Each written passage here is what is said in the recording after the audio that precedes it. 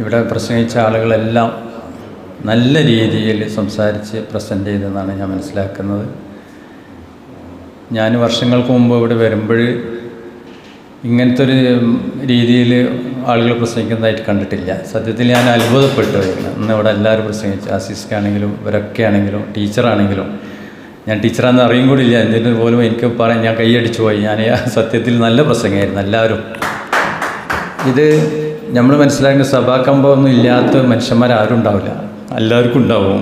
അതൊന്നാണ്ട് കയറി നിന്നിട്ട് ഇങ്ങനെ പറഞ്ഞു വരുമ്പോഴാണത് മാറുക. നമ്മളിവിടെ കേരളത്തിൽ പ്രശസ്തരായിട്ടുള്ള പല ആളുകളും ഈ പ്രശസ്തിയിലേക്കൊക്കെ എത്തിയിട്ടുള്ളത് പ്രസംഗിച്ചും കൊണ്ട് തന്നെയാണ്.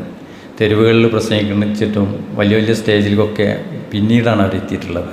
അല്ലാതെ ഒറ്റ ദിവസം കൊണ്ടൊന്നും വലിയ സ്റ്റേജിൽ നിന്ന് പ്രസംഗിക്കാൻ ആരെക്കൊണ്ടും കഴിയില്ല. സുകുമാർ അഴീക്കോടിൻ്റെ തന്നെ സാറ് എനിക്ക് വർഷങ്ങൾക്ക് മുമ്പ് പറഞ്ഞു തന്നിട്ടുണ്ട്. സുകുമാർ അഴീക്കോട് ഒരു കോളേജിൽ ഒരു പരിപാടിയിൽ പങ്കെടുത്തുകൊണ്ടിരിക്കുമ്പോൾ എഴുതി തയ്യാറാക്കി കൊണ്ടുവന്ന പ്രസംഗം പോക്കറ്റിൽ ഇട്ടുകൊണ്ടാണ് വന്നത്. വന്ന സമയത്ത് മൈക്കിന് മുന്നിൽ വന്ന സമയത്ത് എഴുതി കൊടുന്ന പേപ്പർ ഇവിടെ നഷ്ടപ്പെടും. അതായത് ടീച്ചറെടുത്ത് മാറ്റിയെന്നാണ് കഥ, അങ്ങനെ തോന്നുന്നത് അല്ലേ സാറ് പറഞ്ഞത്. അങ്ങനെ ടീച്ചർ എന്ത് ചെയ്ത് അടുത്ത് മാറ്റി വെച്ചിരുന്നു. മൂപ്പര് തപ്പി നോക്കുമ്പോൾ കാണാനില്ല. പിന്നാണ്ട് പ്രസംഗിച്ചു മൂപ്പര്.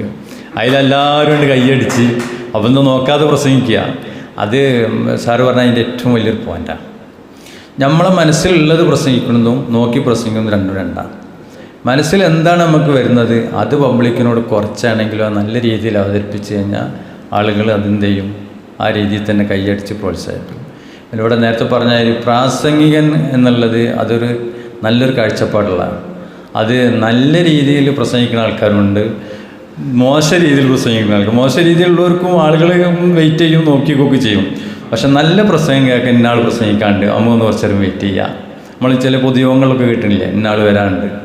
CH മുഹമ്മദ് സാഹിബ് രാത്രി 12 മണിക്ക് 1 മണിക്കൊക്കെ ഇരുന്ന് വന്ന് പ്രസംഗിച്ചിരുന്നത്. അതുവരെ ജനം പോകില്ലായിരുന്നു, വെയിറ്റ് ചെയ്തിരുന്നതാണ്. കേരളത്തിൽ അറിയപ്പെടുന്ന പ്രാസംഗികനാണ് CH ഒക്കെ, മരണപ്പെട്ടു പോയി. അദ്ദേഹത്തിൻ്റെ മകനെ അത്ര തിളങ്ങിയിട്ടില്ല മുനീർ സാറ്. പക്ഷേ CH ജനങ്ങളെ ഹൃദയങ്ങളിൽ പിടിച്ചു പറ്റിയ ആളാണ്. അതേപോലെ EK നായനാർ പ്രസംഗം ഞാൻ കേട്ടിട്ടുണ്ട്. ഞാൻ രാത്രി ദിവസം 10 മണിക്കാണ് കേട്ടത്. 10 മണിക്ക് പ്രസംഗിച്ചിട്ട് 11:30 വരെ പ്രസംഗിച്ച മുഖ്യമന്ത്രി ആയിരിക്കുമ്പോൾ ആളുകൾ ഇഷ്ടപ്പെടും. അങ്ങനെ പറഞ്ഞ് പഴയ കഥകളൊക്കെ പറഞ്ഞ് ആളുകൾ ഇരുത്തും. അപ്പോൾ ആളുകളെ പിടിച്ചിരുത്താനുള്ള ഒരു കഴിവ് പ്രാസംഗികയിലൂടെ പ്രസംഗിച്ച് വരുന്നതാണ്.